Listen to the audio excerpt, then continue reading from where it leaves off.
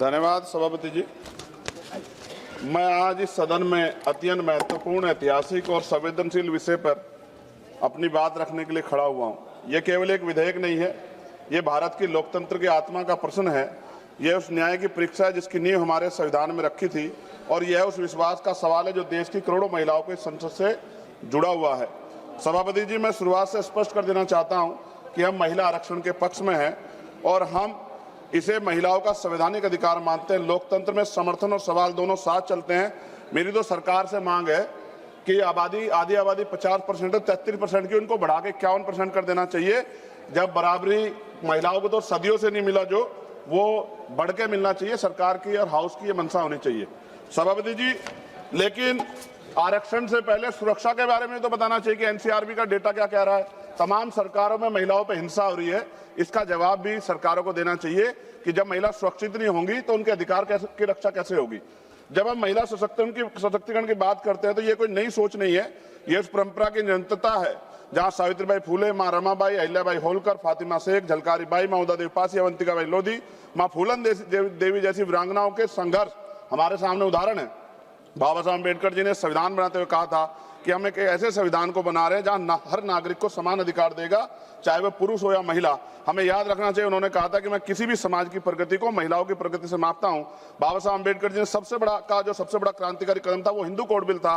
उन्होंने उसमें महिलाओं को संपत्ति में अधिकार, विवाह और तलाक में बराबरी, गोद लेने का पूरा अधिकार था। और इसके जब वो सफल नहीं हो पाए तो उन्होंने कानून मंत्री पद से इस्तीफा दे दिया। सभापति जी महोदय, 73वें 74वें संविधान संशोधन जिसके तहत अनुच्छेद 243D और 243T में स्थानीय निकायों में महिलाओं के लिए आरक्षण सुनिश्चित किया गया। आज लाखों महिलाएं पंचायत और नगर पालिकाओं में नेतृत्व कर रही है। वो अलग बात है कि बहुत बड़ी संख्या में महिला प्रतिनिधि अपने निर्णय स्वतंत्र रूप से नहीं ले पाती, क्योंकि हमारे समाज ने भी पुरुषों और महिलाओं की बराबरी स्वीकार नहीं किया। कहीं पिता, कहीं पुत्र, कहीं पति उनके निर्णय लेते हैं। ऐसा बहुत बड़े पैमाने पर देखा गया। भाषण चाहे कुछ भी दिया जाए, लेकिन सत्यता यही है। सभापति जी, मान्यवर काशीराम साहब कहा करते जिसकी इतनी संख्या बारी उसकी इतनी हिस्सेदारी। इन्हीं विचारों की कसौटी पर अगर वर्तमान महिला आरक्षण कानून को परखा जाए तो स्पष्ट हो जाता है कि 33% आरक्षण आधी आबादी के साथ पूर्ण न्याय नहीं करता। और यदि 33% आरक्षण दे भी दिया तो सबसे बड़ा प्रश्न यह उठता है कि SC, ST और OBC और मुस्लिम वर्ग की महिलाओं को वास्तविक प्रतिनिधित्व कैसे मिलेगा, क्योंकि वर्तमान व्यवस्था में कोटे के अंदर कोटे कोई प्रावधान नहीं है। इसका सीधा अर्थ यह है कि आरक्षण उन वर्गों तक सीमित रह सकता है जिनके पास पहले से ही सामाजिक, आर्थिक और राजनीतिक संसाधनों तक पहुंच है। ऐसे में दलित, आदिवासी, पिछड़े और मुस्लिम वर्ग की महिलाओं जो सबसे अधिक वंचित है वो हाशिए पर रह जाएंगी, फिर से प्रतिनिधित्व से बाहर रह जाएंगी। ये न केवल महिलाओं के अधिकारों के साथ अन्याय है बल्कि सामाजिक न्याय की अवधारणा के भी खिलाफ है। आज जरूरत है केवल आरक्षण देने की नहीं बल्कि न्यायपूर्ण और समावेशी आरक्षण सुनिश्चित करने की है। आप तो कोटे में उपवर्गीकरण यानी कि कोटे के अंदर कोटे की बात करने वाले हैं, तो महिला आरक्षण में इसे लागू करने के पीछे आप लोग क्यों रह गए? क्योंकि जब तक सबसे वंचित महिलाओं को उनका हक नहीं मिलेगा तब तक कोई भी आरक्षण अधूरा ही रहेगा। ये लड़ाई केवल आरक्षण की नहीं, ये लड़ाई बराबरी, सम्मान और असली लोकतंत्र की है। सभापति जी, मैं इस सदन के माध्यम से हो रही चर्चा के बीच एक मूलभूत प्रश्न उठाना चाहता हूं। सामाजिक न्याय की वास्तविक स्थापना कैसे होगी? हम सब जानते हैं कि बाबा साहब अम्बेडकर ने दलितों और वंचितों समाज के राजनीतिक सशक्तिकरण के लिए पृथक निर्वाचन की मांग की थी। उसका स्पष्ट मत था कि जब तक दलित समाज में को अपने प्रतिनिधि स्वयं चुनने का अधिकार नहीं मिलेगा तब तक उनका वास्तविक सशक्तिकरण संभव नहीं है। लेकिन परिस्थितिवश पूना पैक्ट के कारण ये मांग अधूरी रह गई, क्योंकि गांधी जी अनशन पर बैठ गए थे। मैं इतिहास को नहीं दोहराना चाहता, लेकिन उस समझौते ने दलितों को आरक्षण तो दिया लेकिन स्वतंत्र राजनीतिक आवाज छीन ली। माननीय सभापति जी, बहुजन आंदोलन के महानेता काशीराम जी ने अपनी प्रसिद्ध पुस्तक चमचा युग में भी इस व्यवस्था की सीमाओं को उजागर किया है कि कैसे वर्तमान राजनीतिक ढांचे में दलित प्रतिनिधि अक्सर स्वतंत्र नहीं रह पाते, अपने समाज से ज्यादा अपनी पार्टी के प्रति समर्पित हो जाते हैं। यही हाल पिछड़े वर्ग के नेताओं का भी है। अगर आप सही मायने में दलितों को, महिलाओं को, पिछड़े वर्ग को आरक्षण देना चाहते हैं, लाभ देना चाहते हैं, अगर आप वास्तव में उन्हें संसद में सतत रूप से लाना चाहते हैं तो वक्त आ गया कि उनके लिए पृथक निर्वाचन की व्यवस्था की जाए, क्योंकि बिना स्वतंत्र राजनीतिक प्रतिनिधित्व के आरक्षण केवल एक संख्या बनकर रह जाएगा, सशक्तिकरण नहीं बन पाएगा। अगर हम सच में सामाजिक न्याय चाहते तो हमें आधे अधूरे समाधान नहीं बल्कि साहसिक और मूलभूत निर्णय लेने होंगे। उसके लिए पृथक निर्वाचन की व्यवस्था करनी पड़ेगी। लोकसभा की तरह सभापति जी, राज्यसभा की सीटों में वृद्धि होनी चाहिए। वर्तमान में राज्यसभा की सीटें लोकसभा की सीटों के लगभग 45% है, इसलिए लोकसभा सीटों को बढ़ाने के बाद राज्यसभा की सीटें बढ़ाकर 850 का 45% यानी कि लगभग 383 सीटें होनी चाहिए।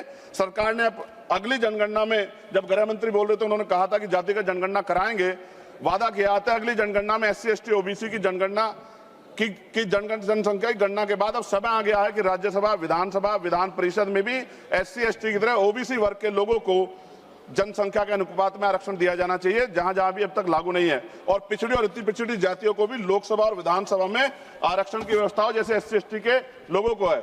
सभापति जी, हमारा संविधान कहता है कि प्रतिशत जनसंख्या के आधार पर होना चाहिए, साथ ही संघीय संतुलन को भी बना रहेगा। 1976 और 2001 के परिसीमन को रोकने का निर्णय इसलिए लिया गया था क्योंकि उस समय यह समझ थी कि अगर केवल जनसंख्या के आधार पर किया गया तो राज्य जनसंख्या नियंत्रण में सफल, जो राज्य जनसंख्या नियंत्रण में सफल रहे वे नुकसान में चले जाएंगे। सरकार तो कहती है कि प्रक्रिया निष्पक्ष होगी, लेकिन सवाल उठता है क्या इसके लिए सभी राज्यों का व्यापक परामर्श हुआ? क्या कोई सर्वदलीय समिति बनाई गई? क्या राज्यों की सहमति ली गई? अगर नहीं तो ये प्रक्रिया सहमति से नहीं सख्ती से लागू की जा रही है। मेरी मांग है कि परिसीमन से पहले सर्वदलीय समिति बनाई जाए, राज्यों के बीच संतुलन बनाए रखने के लिए कोई फॉर्मूला तैयार हो। और मेरी मांग है कि राज्य पुनर्गठन के प्रस्ताव है सरकारों के पास, ये परिसीमन से पहले राज्य पुनर्गठन के बारे में सोचा जाए, क्योंकि इतने बड़े बड़े प्रदेशों में उनका भला नहीं हो सकता है। इसलिए बेहतर प्रदेश बनाने के लिए हमें पुनर्गठन के बारे में सोचना चाहिए। सभापति महोदय, महिला आरक्षण कोई राजनीतिक कार्यक्रम नहीं है, महिलाओं का अधिकार है, इसे वोट बैंक की राजनीति से ऊपर उठकर देखना चाहिए।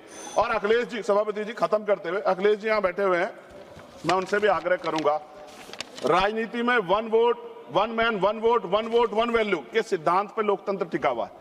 आप देखिए कि दिल्ली की आबादी क्या है और उनको मिल क्या रहा है। हम साउथ के प्रदेशों की चिंता करते हैं, लेकिन क्या ये जो हमारा प्रदेश है, उत्तर भारत है, क्या इधर नहीं देखना चाहिए?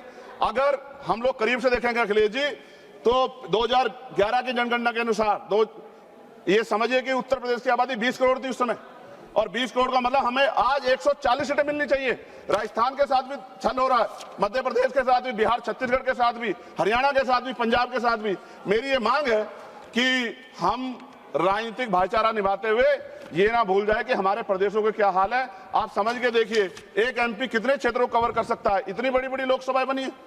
तो ये आज आवश्यकता है कि हम उत्तर का भी ध्यान रखें, हम लोग नॉर्थ का भी ध्यान रखें, और ऐसा कॉमन मिनिमम प्रोग्राम बनाए जिसमें उत्तर प्रदेश का जो 20 सीटों का नुकसान हो रहा है, अगर ये लागू हो जाएगा तो भी वो 20 सीटों का नुकसान की भरपाई कैसे होगी, इसके बारे में ध्यान रखते हुए, और पिछड़े वर्ग की महिलाओं को, मुस्लिम वर्ग की महिलाओं को, और पिछड़े और अति पिछड़े समाज को लोकसभा और विधानसभा में भी आरक्षण की व्यवस्था करानी चाहिए।